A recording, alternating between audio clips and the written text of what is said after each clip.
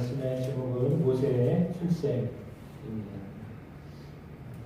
지난주 출애굽기 1장을 통하여서 아들에 대한 이야기를 계속했다고 했습니다. 그 아들들에 대한 이야기를 한 이유는 아들로 태어난 모세에 대한 이야기를 하려고 이렇게 했다라고 하는 말씀을 배경이다라고 말씀드렸습니다. 그래서 오늘은 모세에 대한 이야기입니다. 모세의 출생에 대한 이야기를 하고 있습니다. 모세는 그 부모님이 레위인들입니다. 1절과 2절에 보니까 레위 가족 중 한 사람이 가서 레위 여자에게 장가들어라고 했습니다. 그러니까 어머니도 레위 사람이요, 아버지도 레위 사람입니다. 다 레위 집안에서 태어난 아이였습니다. 그 아이가 잘생겼다라고 했습니다. 아기가 얼마나 잘생겼을까? 욕 좀 해봐야 될 것 같아요. 저희 둘째가 태어났는데 말을 못하겠더라고요. 그래가지고 얘가 왜 이럴까? 근데 꺼내가지고 막 그런데 말도 못하겠고 이게 애인데 아이가요 얼마나 이뻤으면 다 죽이라고 했잖아요. 아들이 태어나면 다 죽이라고 했는데 아이가 너무 이뻐가지고 차마 못 건드립니다. 그러니까 일단은 잘생기고 가야 될 것 같아요. 아무튼 잘생기면 다 용서가 되나 봐요. 아이를 죽여야 되는데 애를 못 죽였어요. 너무 잘생겨서 너무 이뻐가지고 애를 어떻게 할 수가 없었다라고 말했잖아요. 근데 잘생겼는데 3달 동안 숨기고는 더 이상 숨길 수 없다고 그랬어요. 그러면 애가 아무리 이뻐서 그렇지만 아이가 3개월이 지났는데 숨길 수 없다라는 소리는 사실 뭘까요? 애가 목소리가 엄청 큰 것 같아요. 그러니까 숨길 수 없다라는 말은 애를 숨겨놔도 소리가 크니까 그러니까 막 물어제끼거나 막 이랬던 것 같습니다. 승질이 들어왔다든지 뭐 이랬겠죠. 그래가지고 표현을 안 썼지만 이러니까 애를 숨길 수가 없었던 거예요. 숨겨놓으면 숨긴 적이라 알지만 소리가 나는 거 어떻게 막겠어요? 할 수가 없잖아요. 그러니까 아마도 모세가 어렸을 때부터 이 울음소리가 대체했던 것 같습니다. 그래가지고 이제 숨길 수 없었다 이렇게 말하는데 성경에 써있지 않지만 어쨌거나 숨겨야 되지만 숨길 수 없는 상황이 됐습니다. 그래서 갈대 상자에다가 넣어가지고 던져야 되겠다. 원래는 이제 주기로 한 거죠.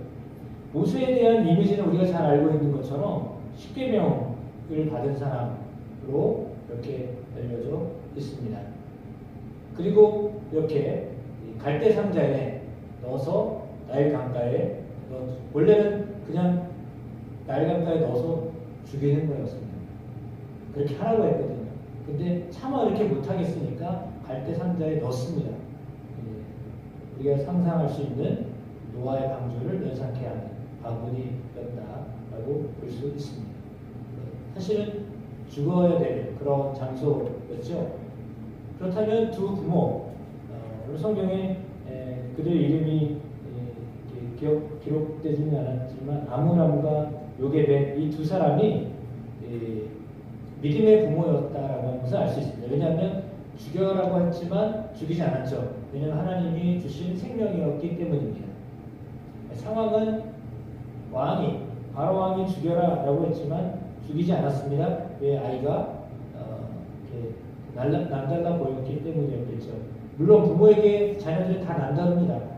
자기 자녀들은 다 남다른 아이들입니다. 그래서 그 아이들을 살려야 되겠다라고 하는 마음이 더 굳었기 때문에 아마도 바로가 그것을 알았다고 한다면 이 부모들도 사실은 목숨이 간당간당하는 상황이었을 것입니다. 그런데 그럼에도 불구하고 아이를 살려야 되겠다라고 해서 살리다 도저히 안 될 것 같아서 나일 강에 던져야 되는데 그냥 던지기는 또 마음이 너무 안 좋으니까 갈대 상자에 넣어서 이렇게 던졌습니다. 그런데 참으로 놀랍게도 부모는 어떤 마음으로 아이를 던졌느냐?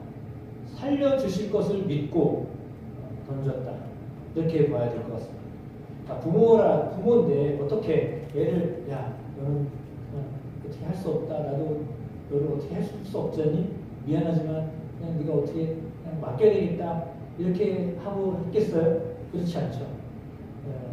나이 강가에 이 갈대 상자를 놓으면서 하나님 살려주십시오. 하나님 살려주실 것을 믿습니다. 막 이렇게 기도하면서 내려놨겠죠. 그렇잖아요.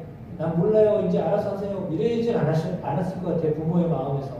그래서 그 아이를 정말 하나님이 살려주실 것이다라고 믿고 이렇게 했다라고 저는 믿습니다. 그래서 이 부모들의 마음은 살려주실 것이라고 믿고 한 겁니다. 그러니까 우리 아내도 자녀들을 향한 마음은 될 대로 되라. 할 수 없어. 너희 몫이야. 네 몫이잖아. 네 인생은 네가 알아서 사는 건데 내가 어떻게 하겠어?가 아니라 주님, 우리 아이들, 내 아이를 살려주실 것을 믿습니다. 라고 하는 믿음의 기도를 드리는 것이 중요하다. 부모는 그렇게 모세 두 부모는 그런 마음으로 아이를 나일 강가에 띄웠다라고 볼 수 있습니다. 던진 게 아니잖아요. 띄웠다, 살리려고 띄웠다라고 그렇게 믿어집니다.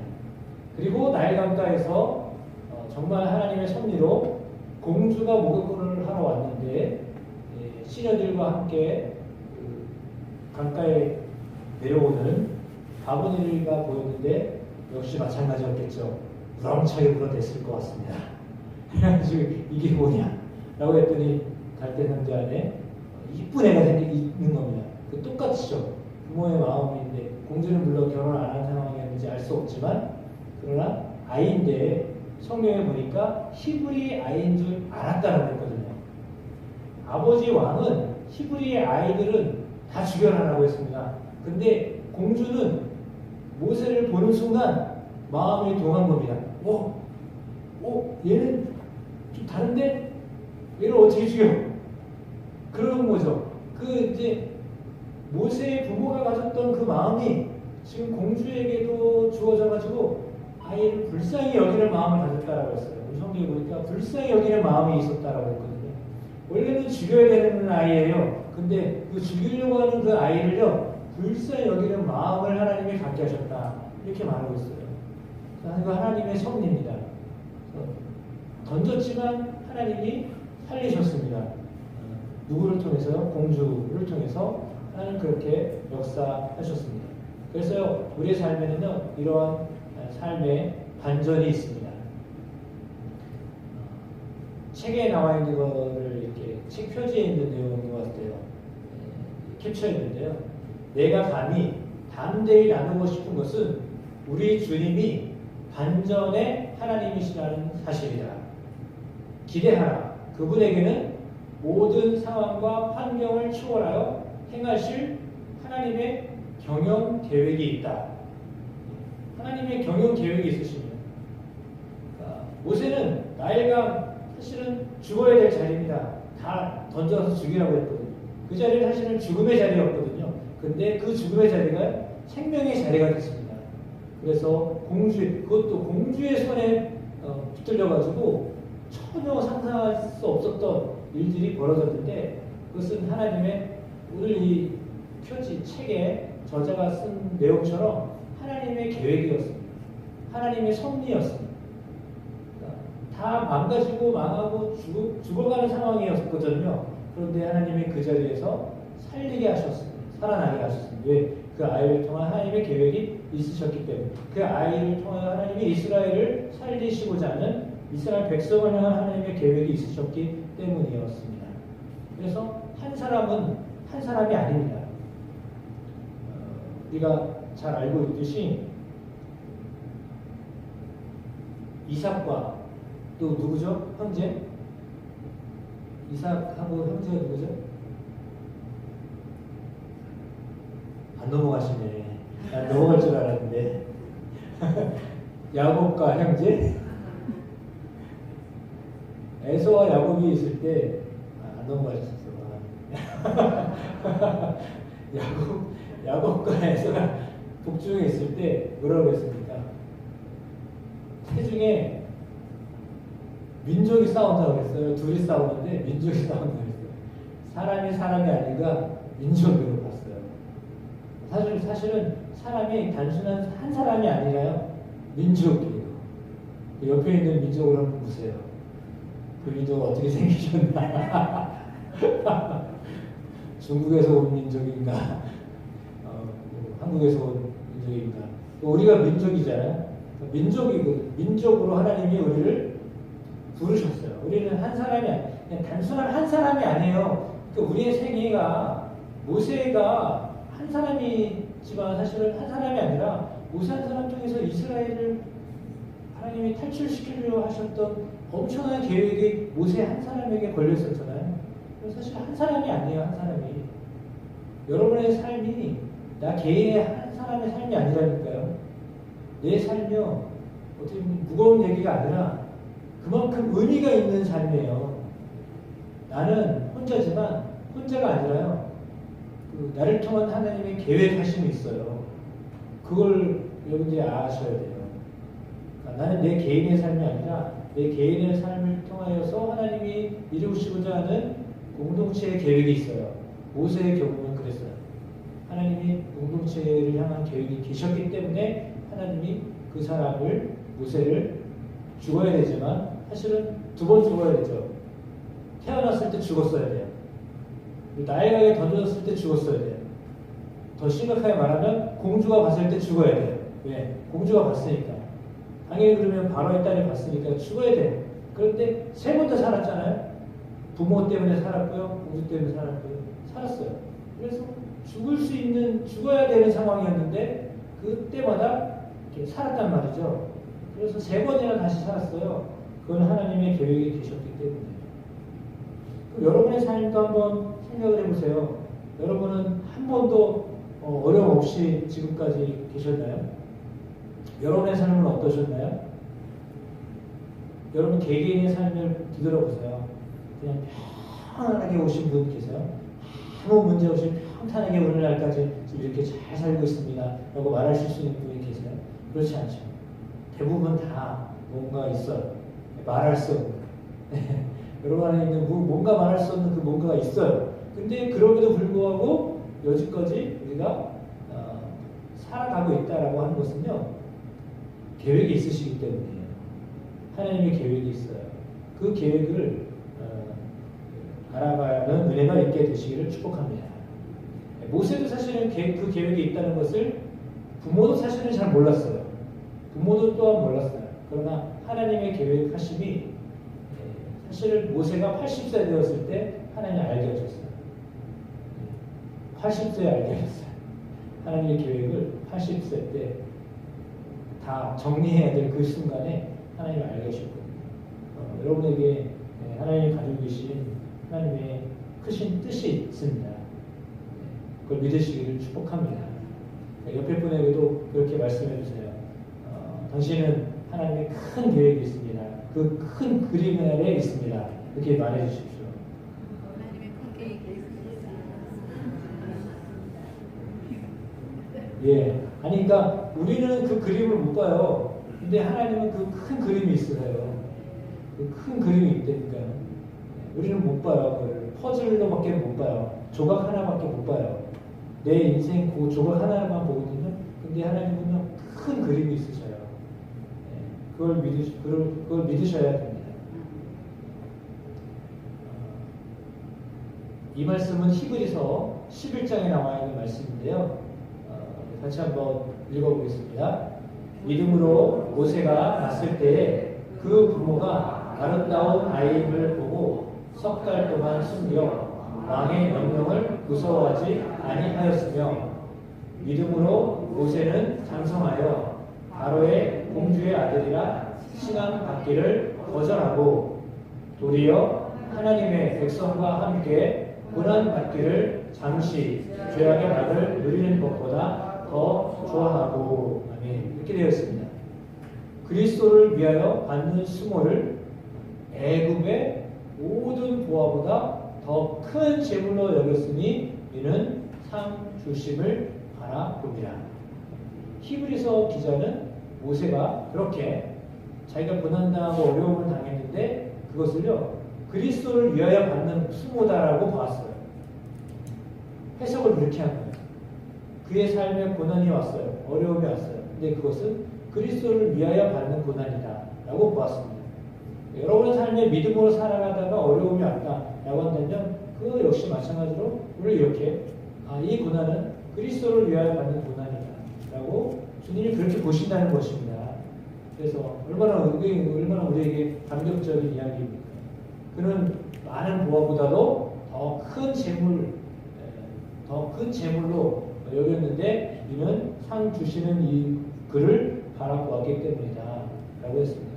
그리스도를 더 큰 재물로 여겼다라고 했습니다. 세상에 있는 보화보다도 그리스도를 더 큰 재물로 여겼어요. 가장 큰 보화로 여겼어요.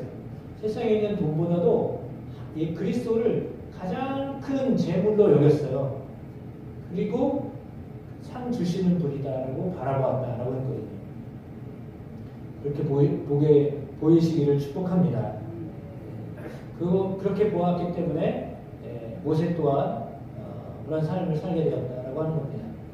27절에 이렇게 되어 있죠. 계속 같이 읽어보겠습니다. 믿음으로 애굽을 떠나 왕의 노함을 무서워하지 아니하고 곧 보이지 아니하는 자를 보는 것 같이 하여 참았으며 라고 했습니다. 히브리서 기자는 모세가 애굽을 떠나서 왕의 노함을 무서워하지 아니하고 보이지 아니하는 자, 그렇죠? 하나님을 그리스도를 마치 보는 것처럼 하여서 참았다 이렇게 말씀하고 있습니다.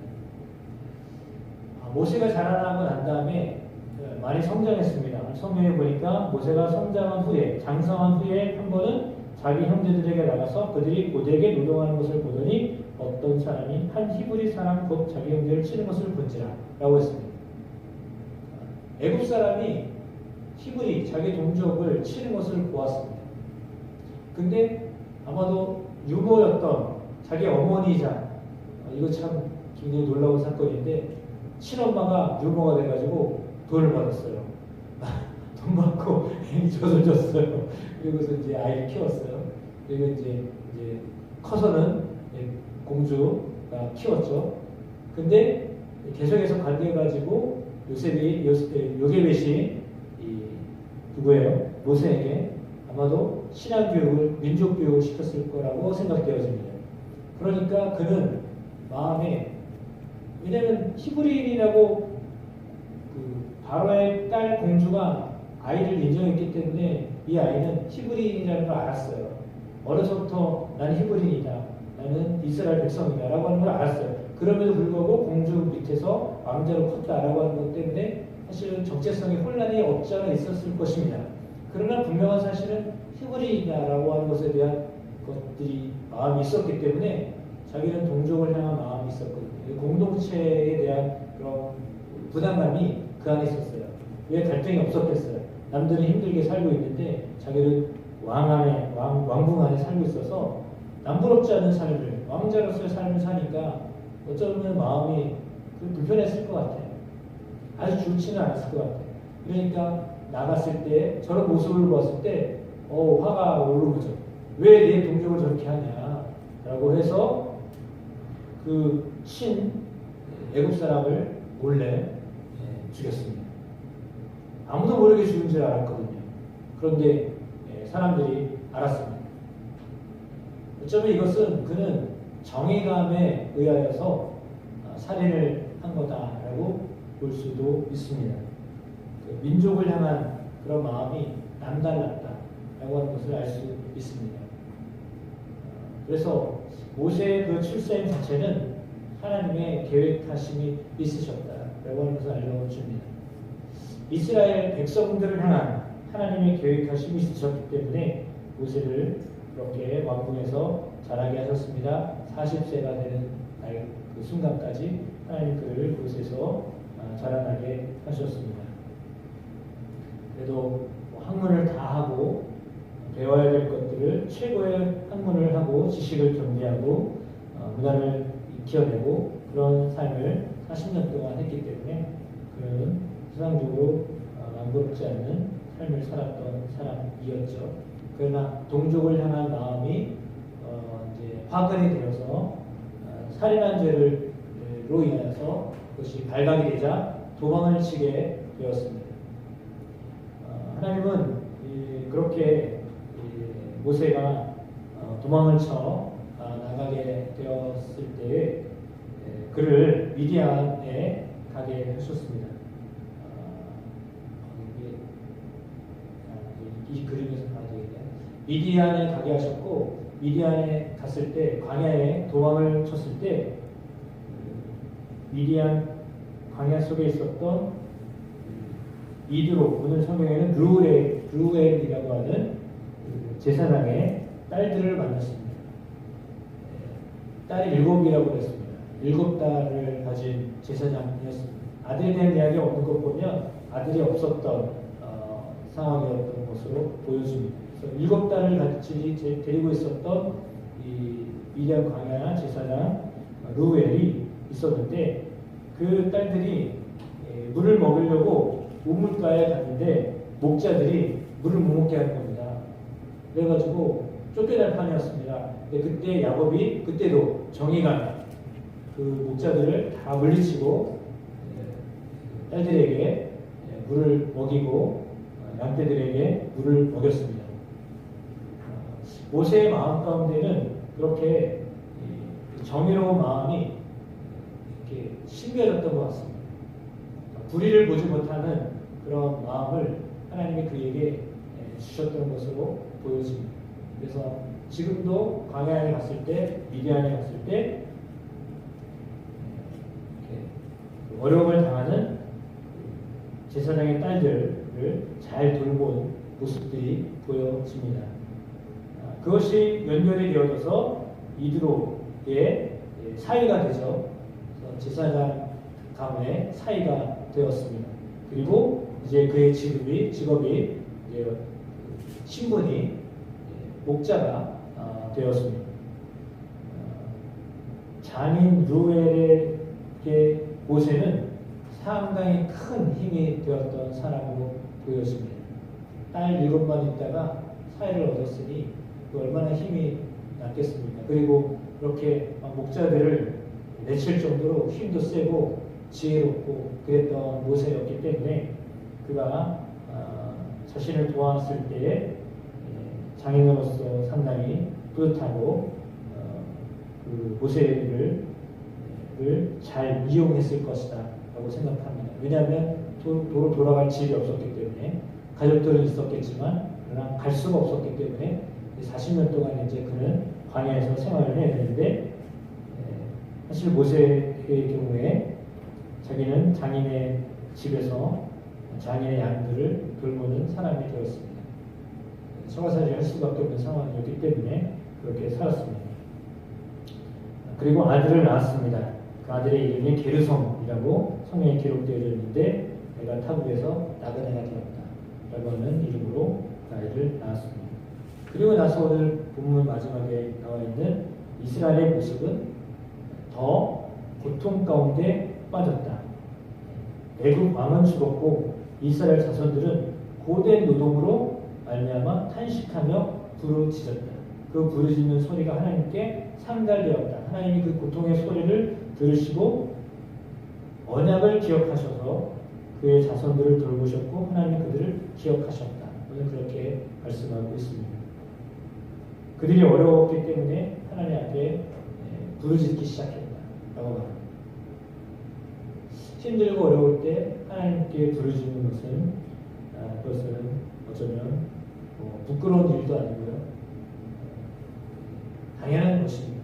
하나님 앞에 부르짖어 이 어려움을 해결해 주십시오, 나의 고통을 해결해 주십시오 라고 부르짖는 소리는 하나님이 들으십니다.